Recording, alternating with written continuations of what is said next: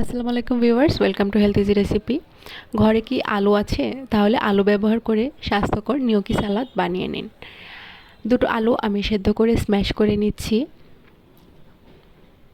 এখন এর মাঝে দিয়ে দেব 1/4 কাপ ময়দা। আপনারা অন্য যে কোনো কিছু ব্যবহার করতে পারেন। দিয়ে দেব কিছু মশলা ও লবণ।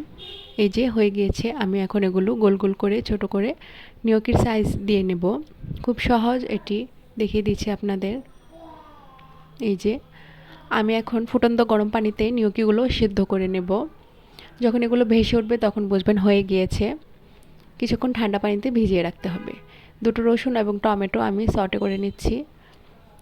নিউকিগুলো ঠান্ডা হয়ে গিয়েছে। এখন আমি একটি বোলে একটি শসা এবং সটে করা রসুন, টমেটো, নিউকি এবং 1 মুঠো চীনাবাদাম মিশিয়ে নিচ্ছি। আপনারা এখানে এক্সট্রা ভার্জিন অলিভ অয়েল ব্যবহার করতে পারেন। আমি করছি না, আমি ধনিয়া পাতা, কাঁচামরিচ দিয়ে পরিবেশন করছি।